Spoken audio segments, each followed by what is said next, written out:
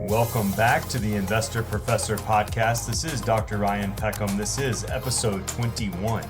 And on today's episode, I have a very special guest with me today. Was able to sit down and talk with DC, the Brain Supreme, one half of the musical group Tag Team, who's been very well known recently for their success on the Geico commercial, Scoop There It Is. So we discuss trials, tribulations, reinventing yourself, what it means to be a lifelong learner and how that impacts you, planting seeds and not knowing when they're going to come to fruition, and everything in between. We'll talk about financial mistakes, how that impacts you long term, how you can correct those things. And it's really just a great episode about working hard, not knowing what's in front of you, but putting one step ahead of the other and just having some faith and optimism. So as always, let's get to work.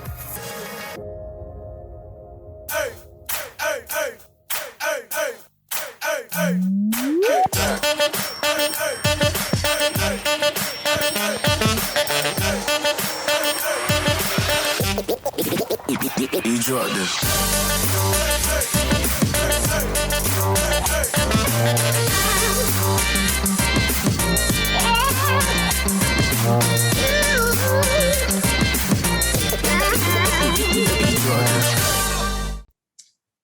Well, I'm joined with DC, the Brain Supreme, and I am super excited to have you here. I appreciate you taking some time out of your busy schedule to join us.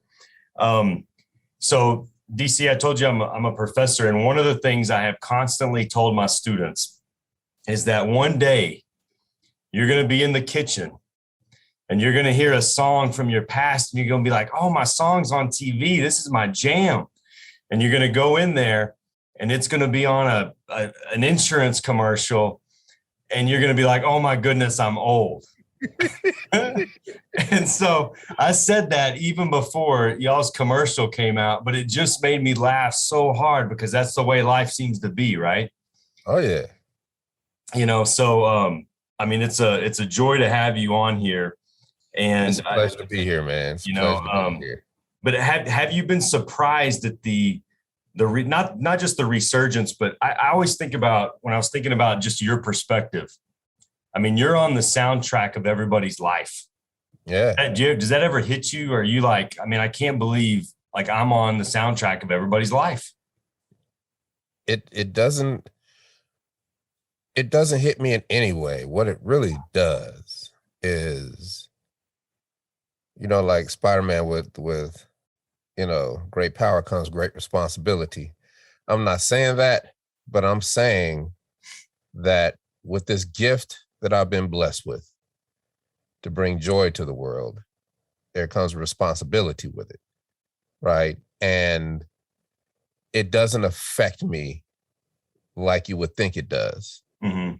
It really is my motivation, because there is no greater elixir than singing a song and people loving it for generations. Yeah. Right. Yeah. We're going on 3 decades.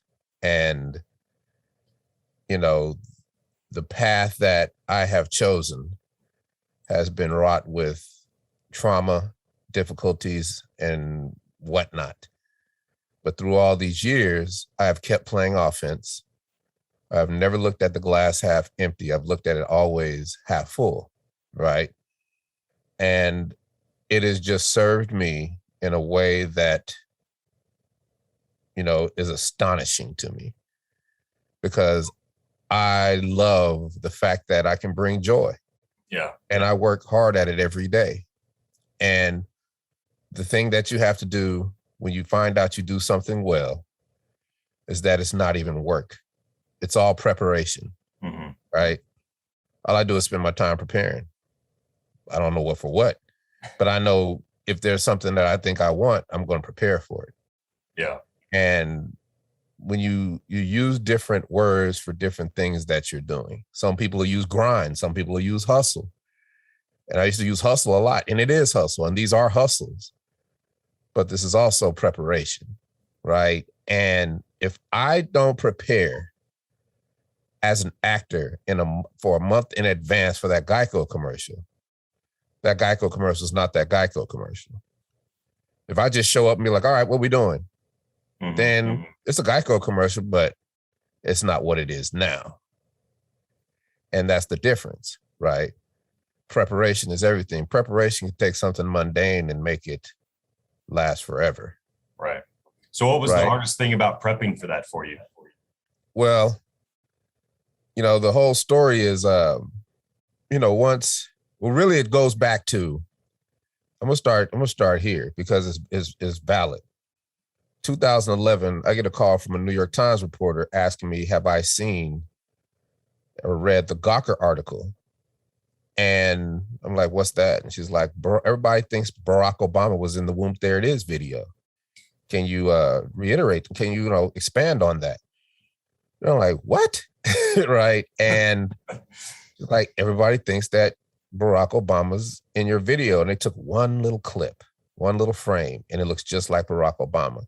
So we did press a whole week, and CNN, ABC, CBS, Good Morning America, Stephen Colbert Show. And it reinvigorated our career somewhat. But at the end of that week, and when it was all over, I had nothing to show for it. Yeah. And these are traumatic events that happened in my life that I realized, where I say to myself, that will never happen again. Right. And that's what started my SEO career. Search engine optimization, the ability to be in front of the people you need to be in front of, who need your services at that time, right? Or whatever. Right. Just understanding what social media is, everything, because I had no web presence. This is the beginning of all of Instagram and all of social media as we know it, kind of. So fast forward 2020, September, I get a call from my agent, DC, you just booked a Geico commercial. It's like, Lena, don't play with me. I hadn't even auditioned for a Geico commercial. And she was like, DC, they want a tag team. I'm like, oh, tag team. And I go get my phone because I have a tag team dedicated line. And sure enough, Geico calls. But they didn't wait for me to call them back. They went and found me. See, 10 years ago, they couldn't find me. Mm-hmm. Right. Yeah. And that's why I was disappointed. But this year they found me this time. And they called my agent because they went to IMDb in my acting portal. So I let my agents make the deal because this is what they do. This is synergy. Mm-hmm. And then it has ended up being the most lucrative, biggest deal I've ever made in my life. Wow. And after that, everybody's like, aren't you glad you had a Geico commercial? I'm like, no, the hard work starts. And they're like, okay, it's going to be soup. There it is. So I'm scrolling through Seinfeld episodes trying to find the soup Nazi episode to get ideas, right? Because I'm going to prepare. And then they call me back like, no, DC, we're going to do scoop. There it is, ice cream. And I was like, it was like, the cartoon Ratatouille where he has that flashback to his childhood. That's what it was for me. Yeah. Because my father used to make us ice cream. And he would put the eggs and the vanilla and the milk and the sugar in the bowl, and we would get the cylinder ready with the rock ice, with the rock salt. And he poured in and be like, get busy. And we would churn. Me and my brother take turns, and in 20 minutes, we have big old spoons, and you got two kids happy as a clam eating ice cream. Yeah. I wanted to bring the essence of that to the commercial. So how do I do that? And that's where my wheels start turning. I was like, okay, I want to go in this thing with 10 things that I can go to the producer and the director and say, these are the things that I want to do. And the reason that evolved to that point, because fast forward a year earlier, or no, not even a year earlier, it's about 8 months. No, it was January of 2020. I'm doing an audition for Pizza Hut national commercial for March Madness, right? And I was frustrated because I was getting auditions, but I wasn't booking anything. And then I realized, look at the script, try to get as much as you can out of the script as possible. And then make up about 5 things that you can hash out. And then if they say, okay, kind of do your own thing, show us something. Then you got 5 things you already know, and you don't have to go back and, you're not put on the spot from an improv perspective. Like, okay, do this, and then you got to do it. That's improv. Now I'm good at improv, but why not be better and have an improv prepared, right? So that's what I did. And I booked that commercial, and it was my first national commercial because I've only been acting for 3 years. And I was so happy, but then the pandemic happened, right? And March Madness was over. So, but I wasn't upset. I was happy because that preparation led to me booking that. So back to the Geico commercial, I'm like, okay, I'm preparing all these things. I'm talking to people. I'm just doing my due diligence, right? And the night before we had our fitting, and the night before I go to the director, I say, hey man, I have some ideas. And they're like, DC, anything you want to do? I was like, cool. I said, well, I tried to fabricate a spinning scoop, but I couldn't find anybody to fabricate it for. It's like, DC, it'll be done tomorrow. I was like, whoa. Like, how y'all gonna do it? Well, this is the movies. This is commercial. They can do anything. And then I said, okay, I know kids love sprinkles. I don't know why they love sprinkles, but we got to have a lot of sprinkles because I want to do this ode to LeBron James. I want to do this Salt Bae, sprinkle off my elbow on the ice cream. I want to do a sprinkle food fight with the other people. Like I just had all kind of little things, right? Right. And then, I just went down the list and we shot it all the next day. And that was it, right? Mm-hmm. But I gave them so much that they could have shot 5 Geico commercials and they all would have been good because of the preparation we put into it. Yeah. Because then it became a tag team party for real, right? It became a concert. It became what we do on stage. It became what people remember of us back in the day. It became that fun-filled, family-friendly, everything I wanted it to be, it became. And forgot about it. And then then it dropped. I remember they sent it to me maybe 2 weeks before Christmas. And I watched that thing about 100 times and could not find fault. Only fault I found was me pointing at the ice cream was a half a second off, which is nothing, right? Yeah, you're the only one that's absolutely nothing. I was really reaching. Mm-hmm. And I was so happy with that commercial. And Christmas night, midnight, it dropped. They did a worldwide YouTube campaign, and we're splattered on the first page of YouTube. Anybody opens it in their browser, and my phone has not stopped ringing since. That's funny. I noticed that it has 15 million views so far. Yeah. It's pretty nuts, but and what a nice pivot from soup to ice cream. I'm not sure it would have had the same popularity at all. At all. Soup. Yeah, but that's what marketing agencies do. They make pitches. They pitch. Right. And so it's crazy because this whole process is not the traditional way that it's always been done. Usually people do a Geico commercial. For artists, it reinvigorates their career. Mm-hmm. They get to go on tour forever, right? Yeah. And we don't get to do that. So I'm not thinking we don't get to do that. Woe is me. I'm thinking we don't get to do that. So there's an opportunity for something else. What is it? Right. And I said, okay, well, you even before the Geico came, I booked my first movie, a documentary, another movie, and 2 TV shows. So I got 3 movies and 2 TV shows about to drop and tons of voiceover, right? And I'm like, let me get a publicist so we can, I can blow this up, right? Yeah. And tie all of it in with me. And I went through probably 4 or 5 publicists and they were like, well, we're in a pandemic and we don't quite know what to do. And we usually do a junket in New York and blah, blah, blah. They gave me every reason why they couldn't instead of one why they should.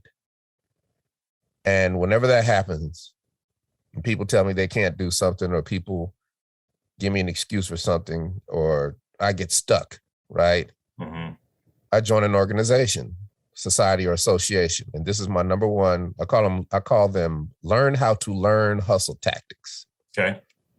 I joined a corporation. Not corporation, but a organization. And organizations are filled with people who love their profession, right? And they're advocates for their profession. And they've been doing it 10, 20, 30, 40, 50 years. And not only have they been doing it that long, they have all the resources. They can tell you how to get financial help. They can give you all the things you need to know. And what is knowledge? Knowledge is power.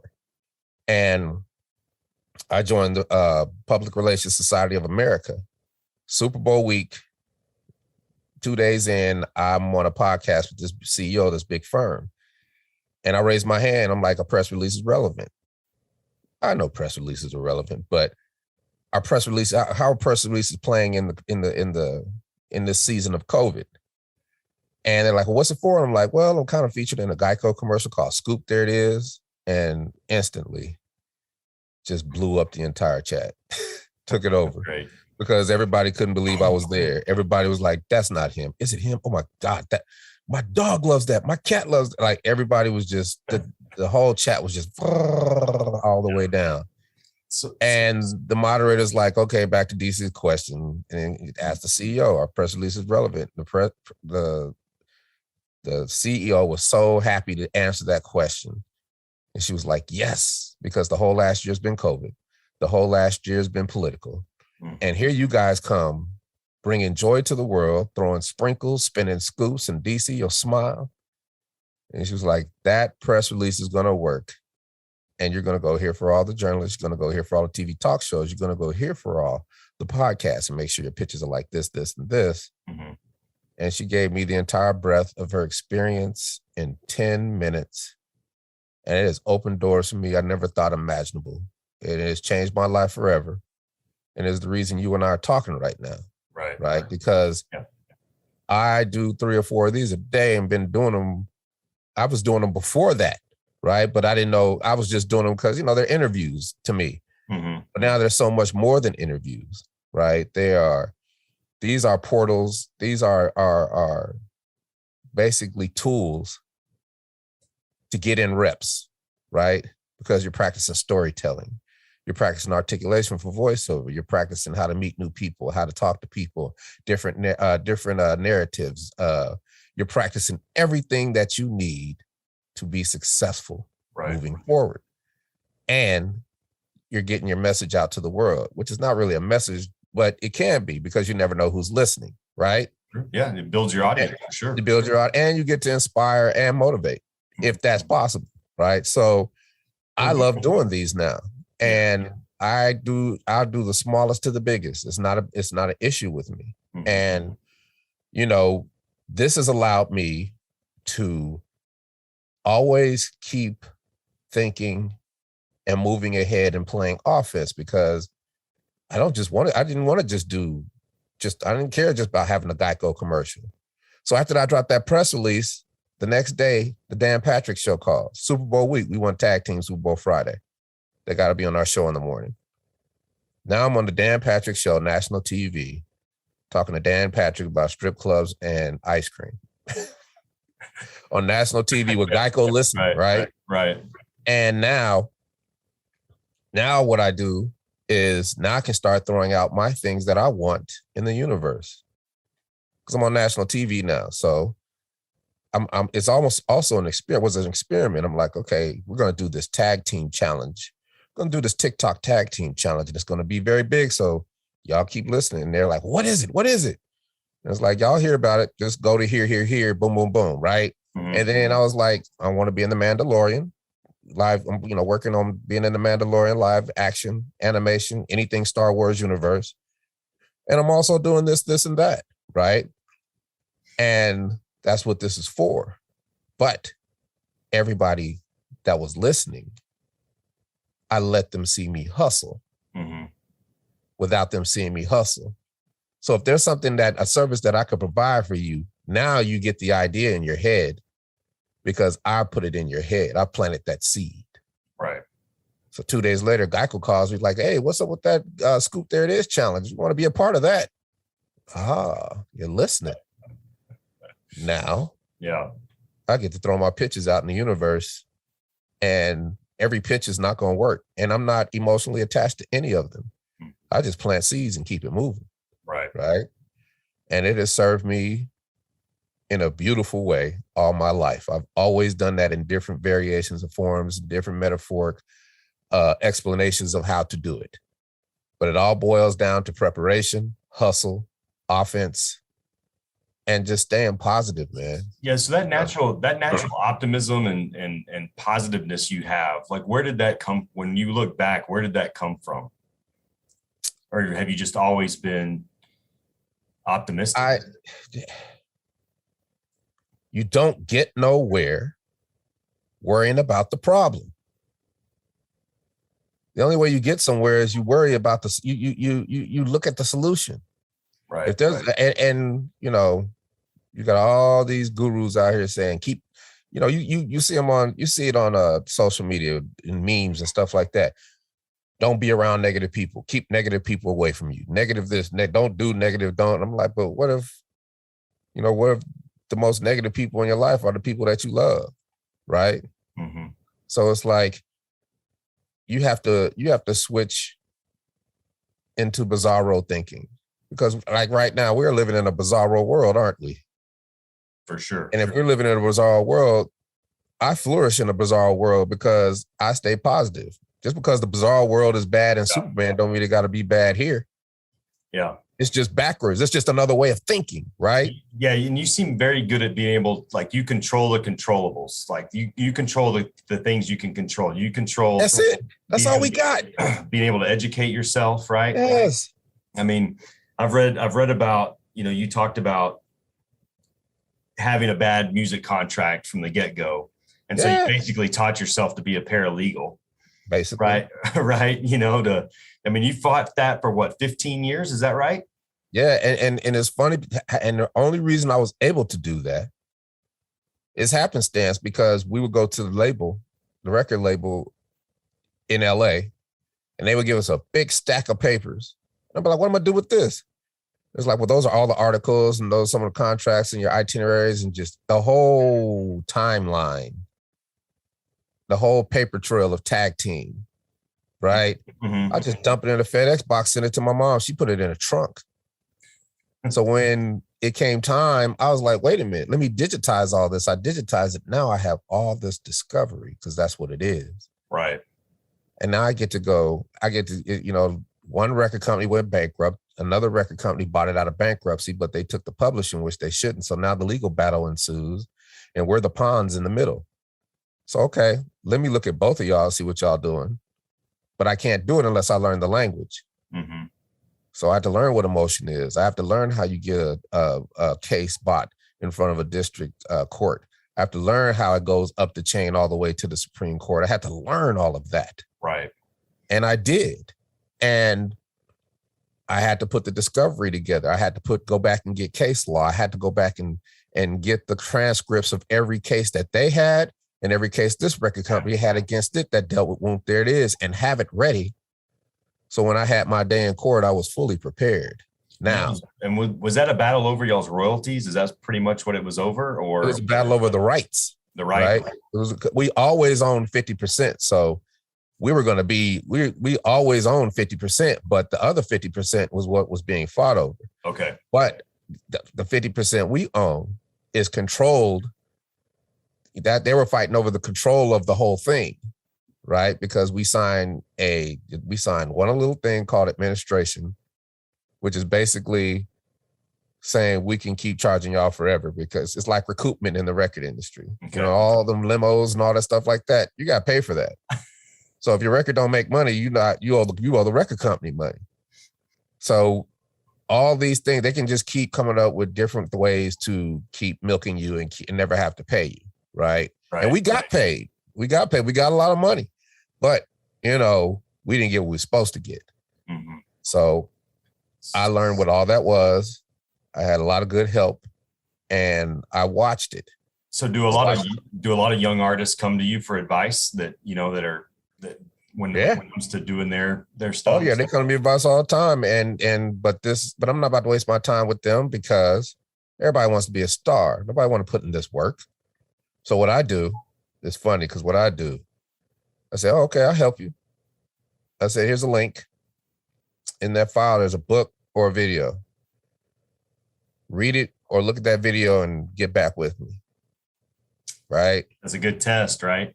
And 98% of people never do it, because they think I'm about to give them, you need to go to the club, you need to pay radio, you need to do it, and they never do it. But the ones that do, like I have a guy named Cordell, he's a Army veteran, suffers from post-traumatic stress disorder, and he raps and makes music to kind of deal with it. And I was like, he hit me up one day, and I was like, hey man, here's the book, read it. And he read it. He came back a month later. He's like, I still don't understand what this got to do with what I'm asking you. I said, yeah, but you read it, so I understand. Yeah, I'll explain it to you. And I explained it to him. Woo, woo, woo, woo, woo. And he was like, okay, I get it. But, it's still a little foreign to me because don't I got to go do this, and that? I'm like, dude, you don't even realize what I've just done for you. I said, what I know is that I have full confidence that you will not be taken advantage of in this music industry like I was. Right. Because I just gave you the back end. I gave you what you need to have after the lights have gone dim, after your song has faded, after all that is gone. What do you have left? Mm-hmm. All you have left is your music publishing. You can have a mediocre record and license it forever, and that's your pension plan. So what I've given you was the thing that I couldn't have, right? And all the fame, the money, the cars, the girls, all that stuff, that's the front end. That means nothing. It feels good at the time, but it means nothing because most artists, when they get to the back end, there is nothing.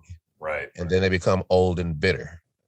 And I vowed that I wasn't going to become, I became old and bitter, right? And it was difficult because, I'm sitting in the movie theater watching Will Ferrell dance on the table to Whoomp, There It Is, and Elf.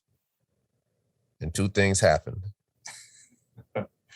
I get so mad that I almost blow my stack because I didn't know. And a deal about something I made was made without my consent, and something that I birthed. It's almost like getting your child taken away from you at birth. Right. But that's going to be there, and you just let it be there. You don't react to that. Mm-hmm. What you react to is, oh, now I know Whoomp, There It Is a forever hit record. It is an evergreen entity. It is going to last forever because this is a hit Christmas movie and it will be played in this movie every year forever. Right. And now I see a path because it is up to me to hustle my money now. Because I know this is going to last forever. So what do I got to do to hustle my money? And that's the glass half full. Right. Me being old and bitter is the glass half empty.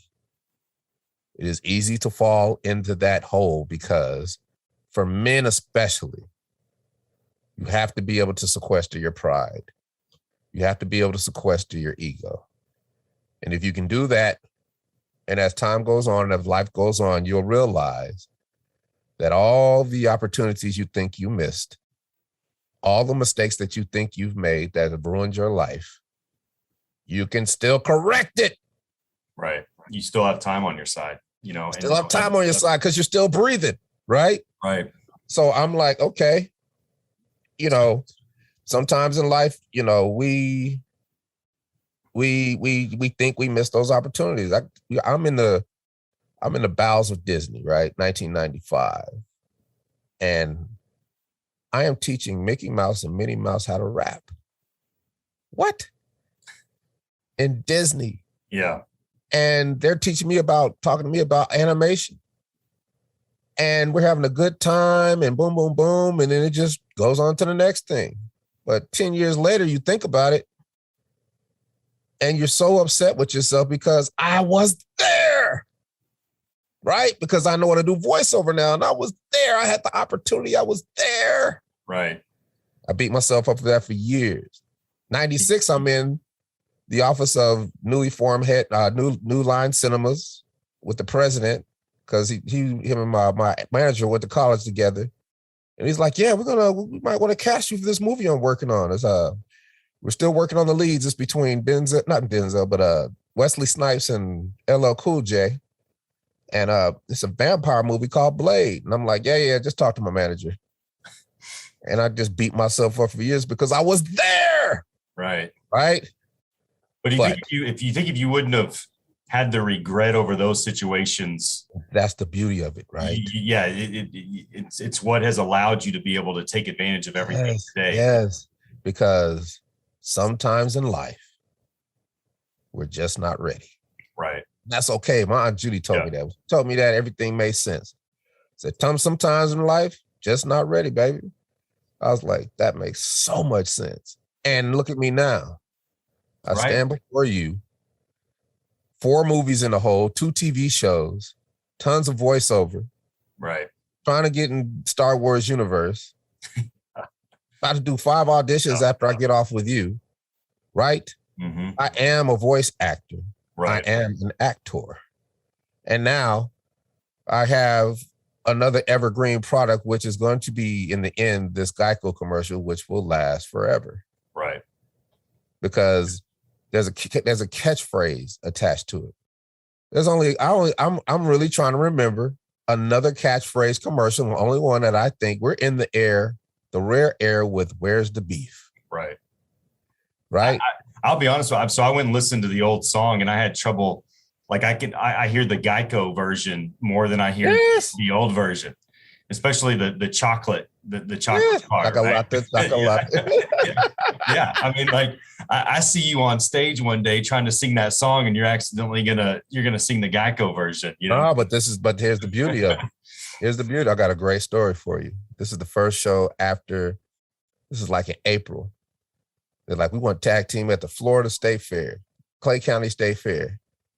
And it's a big deal, but I'm feeling kind of weird because I'm like, are we going to get backlash for doing shows in COVID? Mm-hmm. But then the promoter's like, no, we got COVID shots over all around the fair. I was like, oh, okay, cool. We're good.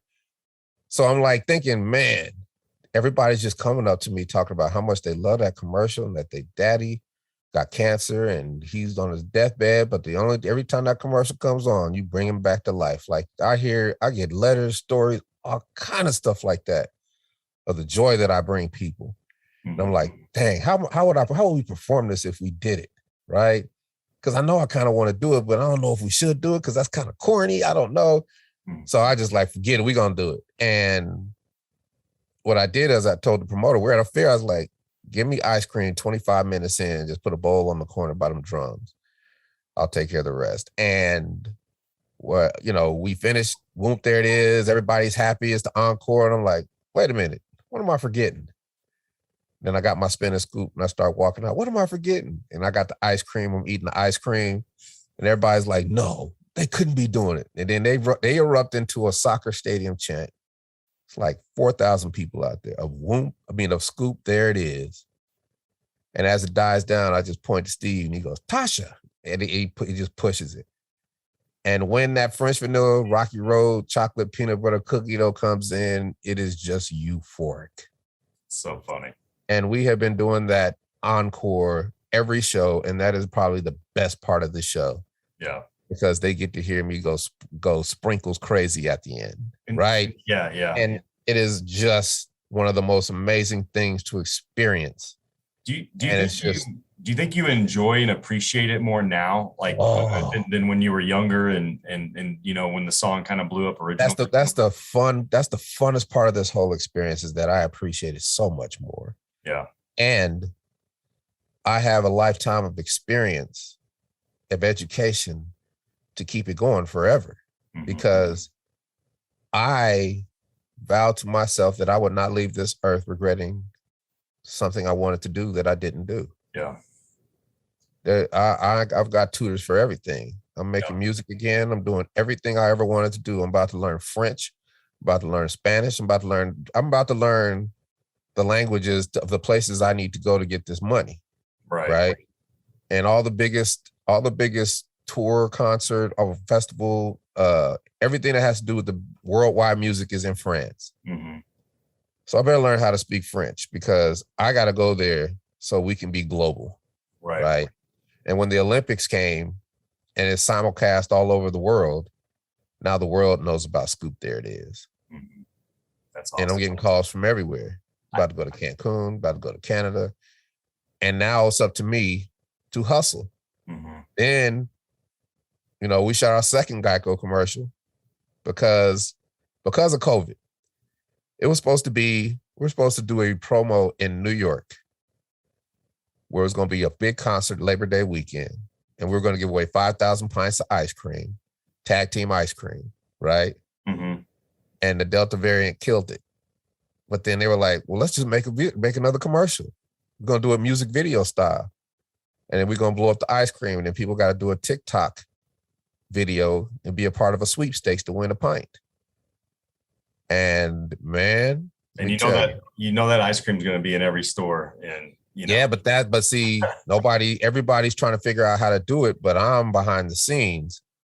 And I'm about to send letters to every ice cream company in America, but I'm not sending them to the heads or anything. I'm sending them to the PR departments. Right. Because I know that this is a PR masterpiece right here, because you can treat this like how every stadium now stadiums used to have a name. Mm-hmm. Now stadiums have a corporate name. Right. Because they pay them certain millions of dollars a year to slap their name on that stadium. Mercedes-Benz Stadium, right? Every stadium's got a name of a corporation. You can do the same thing with ice cream. Geico, sure. Tag Team Ice Cream. You get with a private label who has the apparatus to fabricate 5 million pints, and everybody who loves that commercial will try it once, and that's all I need. That's all you need. So, thinking about like one thing I found out about you that I thought was incredibly interesting is that at some point you got your commodities license, right? Yeah. So talk to us about some good financial decisions you made, bad financial decisions you made. If you could go back to talk to your younger self, what are some financial tips you would give somebody?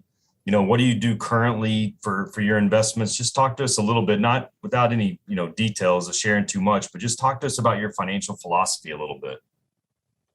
The reason I decided I just know I had to get educated financially because I didn't want to let nobody beat me out my money again. That was a traumatic experience where I said, this will never happen again. How old were you at that time? Like 30 or? No, I was, what was this? 6. Yeah, I was 30. Okay. It was 30 years. That's when the loss it was like 2000, year 2000. We're probably 2 years into the lawsuit. And I just said, forget this. This is never going to happen to me again. Because I was just, I had spent most of my money in legal fees, right? So I had to go back to DJing, which wasn't a problem because that was just like show money. You know what I mean? We're still doing shows, so I'm still getting income, right? Right. But, trying to get them millions from the record company, that was the issue. And I said, you know what? You've got to learn finance. Because I would look at CNBC, I didn't know what the heck they was talking about. So then I said, okay, what we're going to do? We're going to do stock. We're going to be a broker. What you want to do? And I fell in love with commodities, and I learned commodities inside out. I learned how to read. I did a technical analysis and I did fundamental analysis, right? Commodities, you can do that. If you know what's going on with wheat in Iowa or corn in Iowa, or where all the metals are made, or if there's a tornado somewhere that's going to affect those commodity markets, right? Right. And I learned, but then I also learned technical analysis to where I learned how to look at formations on charts. And I got good at it. And I was like, I like this. And one of my mentors, he was like, you need to get your license. And I was like, cool. And, it's a Series 3 license. So I'm like, I'm still busy. I ain't got time. Let me go take the test, because you get to take tests 3 times. I'm going to go take the test and just fail it just so I can see what's on it. Right. And I passed it the second time because I had to get it done. Learn how to learn. Right. Right. If they ever let you take a test a certain number of times, fail it first so you can see what's on the test. Yeah. Then you're headed in the right direction. You still got to put in the work, but at least you got your blueprint. Right. Right. And you're not just all over the place and learning stuff that you don't really need to learn. So I passed the test and they were blown away. I'll never forget. He was like, man, there's people that can't pass this test. And you passed it. And I'm like, yeah. Like, you want a job? And I ended up working for like 3 firms while I'm DJing at night. But then I realized that it is not my strongest suit because I don't gamble. And I'm not saying that investing is gambling, but I'm emotionally attached to it. So therefore, it's not for me, right? Mm-hmm. And I said, well, look, hey, why don't you join? Why don't you try to do a hedge fund? You know all the stars. You know you're in Atlanta. You know Dion. You know Dominique. Let's do a hedge fund. So I said, okay, well, how do you do a hedge fund? I don't know how to do a hedge fund. Well, there's another hustle. Learn how to learn hustle tactic, right? Mm-hmm. I just pick up the phone, start calling hedge fund managers, and I'm like, hey, this is DC from Tag Team. I made the song Whoomp. There it is. How you doing? Like, I know that song. Yeah, what's up? How you doing? Well, I'm down here and I got some people who want to invest some money and I want to start a hedge fund and I'm just looking for somebody to manage it, and it's like, can I get a meeting? They're like, heck yeah. So I get meetings in all these cities, New York, Vegas, LA, San Francisco. I'll never forget it. I'm in Vegas.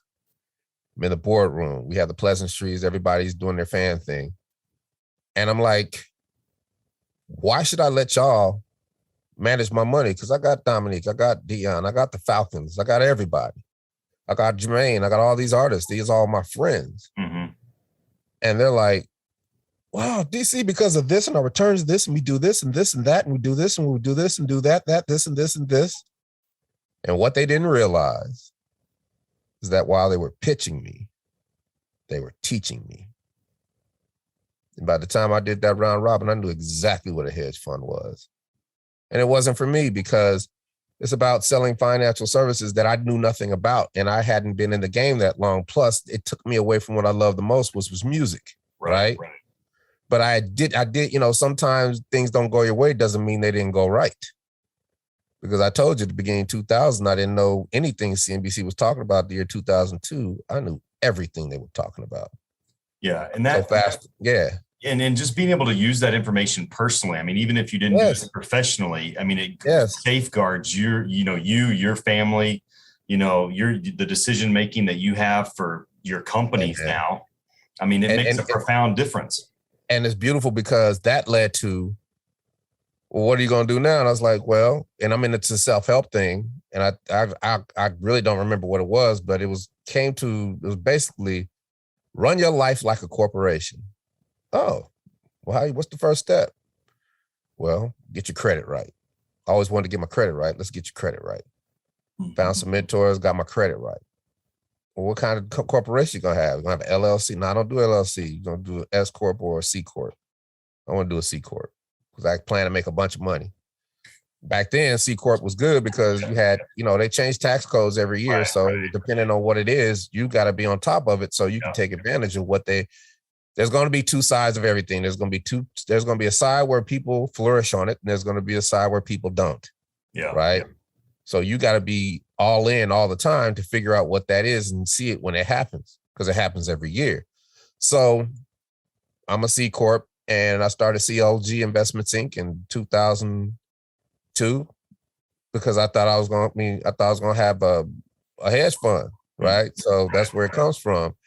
But then that faded, but I still kept the company and I ran my life like a corporation. I was like, wait a minute, corporate credit, if your regular credit good, your corporate credit can be good. Oh man, I can have corporate credit where your corporate credit can fund your photography and all these computers that you need and all the stuff you need to go to be invaluable in the job that you're at, right? Because I'm a DJ, right? But DJing is good money, but I'm more than a DJ. I'm your sound guy. I'm your light guy. I do your flyers, your graphics artist. I'm your voiceover guy for your radio stations and your television commercials. I know how to cut your television commercials. I know how to do all these things. And what I've done is made myself invaluable to your organization. Therefore, you have to pay me. Right. Were you surprised how much effort went into just managing the financial piece of the corporation? Were you surprised by that, or No, I don't see. It goes back to me as a young child. This is the truth. I have been stemming collard greens and shucking peas since I was 5 years old. My parents made me work. Right. My mother and my father made me wash cars, they made me do everything. And I'm so grateful because I don't fear work. Yeah. I've never not known work. I've never not known not knowing work. Right. Yeah. I didn't grow up not working. I had a paper route. I worked at Dolly Madison Ice Cream. when I was, 12, 13 years old. I worked at the university, rolling around projectors, the AV department. I worked in restaurants, right? And then started DJing, and then that was my career because I got in the clubs and I took over everything, and I've been DJing ever since. But I do not fear work, so it's fascinating for me to learn something new and deal with this financial stuff. But I had to figure out a financial plan because now I'm doing all these things. I've got my corporation set up. What can I take advantage of? So I was going to get some. There's a soap I use, and across the way was an Edward Jones. I said, let me go in here and see what they're talking about. And I go into the Edward Jones and I say, hey, how you I did the same thing, make them pitch you while they teach you. And she was so cool, Amanda Jones. She was so cool that I was like, let's get started. Because she explained it to me. She said, this is what we're going to do. This is what we would do. We would take a chunk of money out of your account. And then we would just take a certain amount every month. And then we will fill little buckets. There'll be little buckets of financial instruments all laid around. And then we fill those buckets. We go to the next bucket and then the next bucket and then the next bucket. And we fill these little buckets and these buckets grow. And that's what happened. And I've done it conservatively, low and slow for years. And I've always had money. Yeah. And it was, it worked so good that I was, because I make myself invaluable. Now I'm at one club. This owner won't let me go. So every time somebody want to bring me to another club, she breaks me off, and then I'm getting 6 streams of income, and my paycheck from the club goes directly into my investment account now. I don't even see that money. But think about, if that 30-year-old version of you didn't make that decision, think about the financial infrastructure you have now for all this stuff that you're working on, the movies, the TV shows, the Geico commercial. I mean, it just, it gives you such a different foundation than you had when you started. It's just awesome to see. But it's hard now because, there's a lot of laser pointers out there, and I'm a cat, right? Yeah. I don't care what circumstance, a cat will always go after a laser pointer. So everybody's coming at me with so many things right now. Right. That I just stick with what I've been doing. So I know that I could put a certain amount of money away every year. I know I could put 50 in a SEP IRA a year. I know I could put 7 in a Roth. I know I could put certain amount of money here. I can have a health savings plan, right? There's all these little instruments, these little buckets, right? Mm-hmm. Just fill these buckets up over 20 years. What? Right? But see, sometimes there have been traumatic instances where I've had to take that money, right?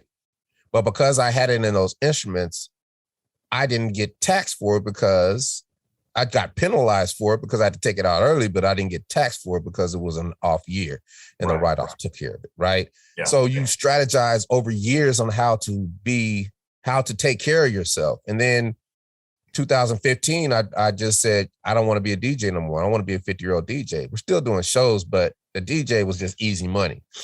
And then the loss, I finally had to get my day in court because the one record company lost because the final blow was they appealed it all the way up the chain to the Supreme Court. Can you imagine if the Supreme Court had took the case of Tag Team Whoomp? There it is on the docket. The media would have loved that. The media would have loved that, right? That would have been the biggest, right? And I would have been right there. I would have been right there, suit and tie, like, look at me. Right. I would have walked outside and I would have milked that because by 2017, I had that prowess, right? Because of all the experiences. But it didn't get there. So when the company that lost was like, well, we can't have it, can't nobody have it. And they tried to do a scorched earth policy. And I was like, okay, now it's time to fight. And because I became a paralegal and had this big box of discovery, found a great lawyer, Melinda, and gave her that big box of discovery, and it cut down on half my costs because they didn't have to do much research. They came up with 5 or 6 ways to prevail, and we prevailed at a cost. Because, you go to war, you're going to lose an arm and a leg. You might lose an eye patch, but we prevailed. You know what I'm saying? And now I get to go do what I want to do, and I'm kind of free of it. Not really, but I am in a sense. And I just, that cost a lot of money to do that. So I had to at least it was there for me to get it, to be able to deal with that. At least you right? had it. I mean, At least I had it. Yeah. So that's when the hustle started again, because I had to replenish. So let me do the shows. Let me figure out how to go back and do what we need to do.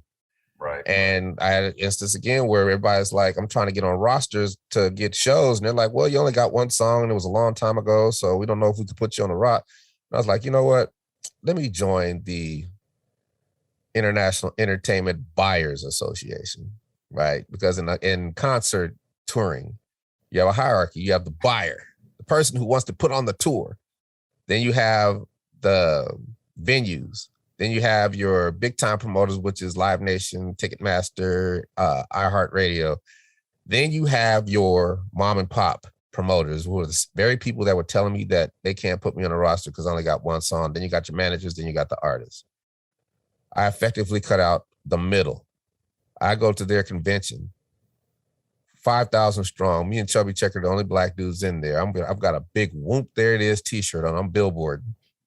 And then I'm networking.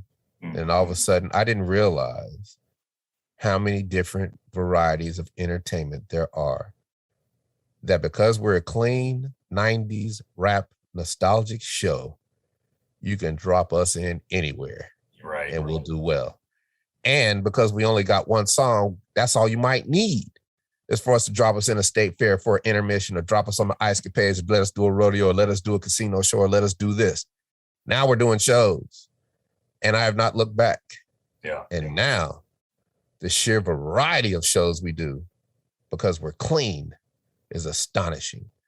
I get to go to Alaska and scoop ice cream for some kids for 2 hours for a chunk of change. Yeah. Well, and it's not just that. It's just that it's not just that it's clean. It's that every generation's heard it. Right. So now exactly. Exactly. I mean, grandma, mom, I mean, all the way down, all the way down. I think that, you've never just had one job, right? I mean, this is one of the things I love about you, is that it seems like you've always been working on, other things.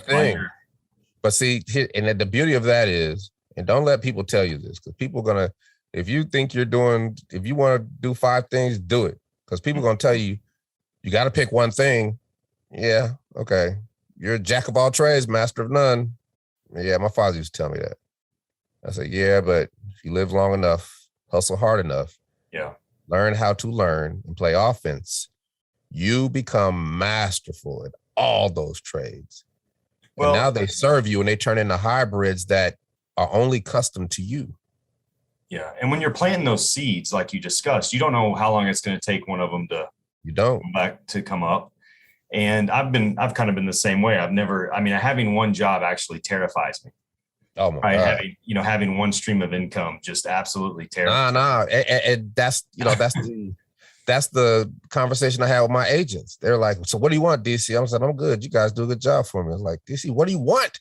It's like, you guys do a great job. I'm humble. Thank you. DC, what's your bucket list? And I was like, it's a different question. Of course, the Star Wars universe, but then I want small parts in big movies, because then I'm not gone for 6 months at a time shooting a movie. I said, give me 5 lines with The Rock. I'll do the rest. Right. I can make that look, because I know SEO, so I can make it look like I'm in a motion picture. I'm a big star in the picture, right? Because I know search engine optimization. I know how to get in front of people. I know, how to write Wikipedia pages. I know about Wikidata. I know how to make a wiki base. I know how to code JSON LD. I know how to code, period. Because you got to learn how to do things so you can be self-sufficient. And then all those hustles come back to serve you, and they're not really hustles. They're a part of you. Right. It's just something that you can do. Well, right. And I think, it's hard to be really successful between, and work 9 to 5. I mean, you got to be willing. It's impossible. Right. I mean, success happens. But after that. But if you're stuck that way, right? Yeah. You get people who work 9 to 5, complain that they can't pay their bills, and, but they just sit and maybe watch TV all night, and they're not willing to put in those extra hours. And you got to be willing to, you got to put in the time. I get up at 4. Probably go to bed at 10. Yeah. Every day I'm grinding, because everything's like, if an audition comes in for a movie, I got to stop what I'm doing and go deal with that. and I got to memorize 5 pages of lines, but I've learned how to do that. Yeah. Because it's not about learning. It's not about memorizing words. It's about understanding what the story is. So where you understand what the story is, the words come. Where does that drive? Yeah. And where does that drive come from for you? That, because that's a number of years you've been doing that, correct? Okay. So here it's real simple. They call me DC, the brain supreme, for a reason. Right. And the guy that gave me that name, Roy Lee Davis, we were in the basement of Star's Grocery, smoking and drinking. And we're like 18, 19. And we're just talking. And he's like, man, Cecil, man, you the brain supreme. I just listen to you talk, man. You just come up with solutions and ideas and you just make them happen. I heard you talk about that last week and it came true. The Brain Supreme, and it stuck, right? That became a rap name, DC the Brain Supreme, right? And it's because I think differently, right? I'm not thinking about the problem. I ask people all the time, what do you want? Just like my agents ask me, what do you want, DC? I'm good. But then they said bucket list, it was asked in a different way. I had to think about that. And because I don't want anything from anybody. I want to work for it. I want to work for these movies that you guys are putting me on. I don't want you to ask somebody just to give me something, right? I want to work. I want to earn it because it feels so much better when you earn it. Right. And it happens, right? Yeah. That's where the drive comes from. I know I put in this work for this and I know nobody else did. That's why I'm standing here. I planted, you talking about seeds? I planted the Whoomp, there it is, seed 28 years ago. And now it is a redwood. Yeah. You see what I'm saying? No, 100%, man. I'm standing in a forest of opportunity unimaginable because I've planted so many seeds throughout my life, right? So that's where the drive comes from. The drive comes from negativity, right? Because, and this is important, man, and you probably heard me say this, but this is how I do it. I have learned the ability to take any negative emotion, fear, envy, hate, anger, despair, put it in my pocket, save it for later. Don't react to it. See, people react to that. Right. Then you're lost because now you reacted to it. You might say something you take back. It gets you in a whole messed up way. But if you put it in your pocket, save it for later, it turns into positive energy, right? Example, if I got an audition that I got due in 2 days, well, it's an audition about me arguing with this person. Well, I had an argument a couple of days ago. Now I get to apply that to this script. And now I don't have to find a character or be a character. The character is me. Because it's real. That's how I use negative energy. If somebody tells me I can't do something, okay, thank you. Because you've just given me the power to prove you wrong. Right. Yeah, right? Yeah. If somebody gives me an excuse, oh my God, thank you. Because you just given me the intellectual, like working out in the gym to come up with 5 solutions, put it in my toolbox, use it for later. Same with problems. And I ask people, what do you want? Or people, I can't stand it. They do this and this. I was like, so what's the solution? What? What's the solution? They can't even tell me. And they're like, I ask people, what do you want? Or what's the solution? So when it comes to me, my drive is, okay, the thing that I want is way up here and it's far-fetched. It's fantastical. It's in Willy Wonka land, right? But I see it and I know I can do it. But how? Well, let's inch back. Okay. That's still too far away. Inch back. Well, hey, if I'm doing this now, so if I do that and this, flip it a little bit, bring it back. Wait a minute. Okay. I can see that. That might take 2 months to do, but it's doable. Wait a minute, I'm doing that right now. Right. All this, there is none of this. You're halfway there. And what you don't realize you've done is that you've built a reverse business plan with a step ladder to your goals and dreams because you worked it out coming back. You worked your way back to practicality. This is the practical thing. This is the thing you're doing now. The next step is this. The next step is that. The next step is this. Now you're there. But in all of that, there is no quid pro quo. Just because you're doing all that don't mean it's going to happen. So you can't attach yourself emotionally to it if it don't happen, because every step you take is going to help you in the ways you don't know. It's going to help you later. Well, so you go through the process. Why they call it the process? Because it is a process. Process is reps. Well, and the process is as simple as reps. You bring up a good point where you say you have to see it, right? You got to be the one who sees it before it's going to be able to happen. You got to be able to see it before anybody. Damn what anybody say. Right. Everybody tried to talk me out of being a DJ. Everybody laughed at me when I was trying to be a rapper. Everybody was like, he ain't gonna never be a rapper. And here I stand 28 years later with one of the greatest songs in recorded music history, according to everybody else. I'll never say that. And people are telling me that this is one of the best commercials they've ever seen.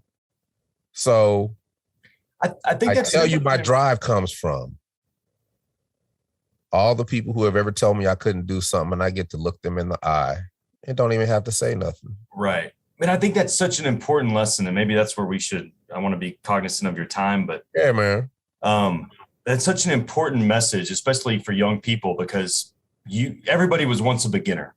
You were once a beginner, and people were saying, hey, you shouldn't do this. You're not going to make it. The odds are against you. And everybody sucked at first. Right.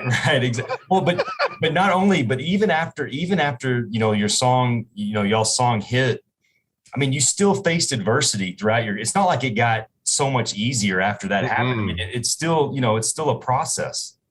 Got harder, man. It got excruciating. It almost destroyed me, but I didn't give up. I kept playing offense, got control of my emotions, sequestered my pride. And when you do that, your mind is open to every possibility imaginable. And you say that, and it sounds easy, but it's very hard for most people to detach themselves emotionally and take a 10,000 foot view and remove their emotion. Yeah. Hey man, let me tell you something. This is the last thing I say because it's good. It never gets easier, right? But it does get better. All right, we'll end it there. Thank you, sir. That's the best you can do. That's the best you can do in life, man. Well, I really appreciate it. It never gets easier, but it does get better. That's awesome. It does get better. And that's the attitude you have to have. So if it ain't in you, you better find it. You better think backwards. You better go to the bizarre world and see what you can do. You better figure it out because, like 2009, when the financial crisis hit, everybody lost their manufacturing jobs. They were sitting around waiting for their manufacturing jobs to come back, and they never did. So now you're done. Now you're bitter. Now you're lost. Right. But if you got 5 hustles, or you use life to its fullest, you live life to its fullest, and you're always trying to learn and educate yourself, even if it does make you tired, even if it does, you're always glad that you did it. Aren't you glad that you've done everything that you did? You know what got you to where you are now. Right. Yeah. And it's just crazy because and it also you asked about the financial part, right? And like everybody wants me to do NFTs, everybody wants me to do crypto, everybody wants to do, and I understand all of it, but I gotta say no to a lot of stuff. Yeah. Because for me to be successful at it, I gotta stop something else and then go tackle that. To do that. But and it's all about hitting licks, right? You're doing this to hit licks, but that's the financial world. That's their way to doing it. I don't want to do cameos and fee around, I can make money doing it, but why not make money getting the ice cream in the store, putting my full energy into that? Right. Well, and that's what it becomes. Is like for somebody who works that's done a lot of stuff, and you're working so hard to get opportunities. it's almost counterintuitive to have to start saying no to stuff. It becomes hard to, because you're so used to saying yes that when you have to start deciphering, is this worth my time? Because all you have is time, and time management is everything, right? Time management is everything. And I have to learn what this is. Then I have to know that I want to do this and put money on it. And then I have to leave it alone. But when people come at me like this, they're like, I know I could do I know I could do all these things, but for me to do it, I'm going to do it right. And I'm going to do it in an innovative way where I'm going to change the game with it. Yeah. That takes years, man. Right. Right now, my focus is movies, television, voiceover, ice cream. Now, here's the beauty of it, though. All these things create their own opportunities within this big ball of things, right? So I'm taking music production again, right? But I'll never be an artist again, right? But that doesn't say I can't make a Christmas song and submit it to the Martin agency who just called us for the Geico commercial, right? Right, yeah. That's a lick. Or for a movie soundtrack that I just auditioned for a year earlier, and I know the script, so I can write the song according to the script and then hit that lick, right? Yeah. And then if they don't like it, or whoever takes the Christmas song, when Christmas comes around, everybody hears this song, instead of me going out saying, everybody, I got a Christmas song, I'm back. How you like it? People gonna be like, man, DC was doing good with that Geico thing. He need to sit his old ass down. But if it's in a commercial and everybody's like, what is that Christmas song in that commercial? Everybody's trying to find it. All of a sudden, that's DC from Tagged. Man, he's still making money. Yeah. Which narrative do you like? Right. Because all those that's 3 licks within this ball of things that I get to concentrate on because they all correlate together. It's awesome, man. It's a great story. To leave this and go do something else, it has to be in this ball of things. And for me to bring something into this ball of things has to serve all the other little things. So the opportunities are created that I don't miss a beat by dealing with them. Right. What if like right now, I'm working on being a promo for a major network. So this week on NBC, I got the voice. Yeah. I could do it all day. You got that deep baritone. Yeah, I could do it all day, right? I do voiceover. So how can I fold that in? Well, you fold that in by, if you do the Christmas song for the ad, you might be able to do the voiceover for the ad. You see what I'm saying? You're just layering. You're layering. Compound interest. Right. Exactly. That's exactly right. And that is where we're going to leave it. Compound interest. Man.